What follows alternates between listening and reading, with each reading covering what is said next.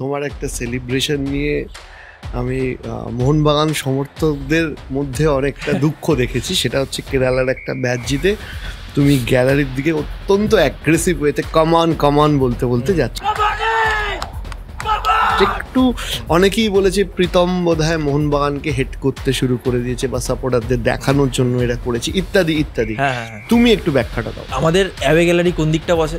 যে দিকটা আমাদের অ্যাওয়ে বেঞ্চ ভিআইপির পাশে। মোহনবাগান গ্যালারি কোন দিকে? হোম টিমের ভিআইপি গ্যালারির ডান দিকে হয়, ডান দিকে, ঠিক আছে? তো ওই দিকটা পুরো মোহনবাগান, পুরো মাঠটাই মোহনবাগান।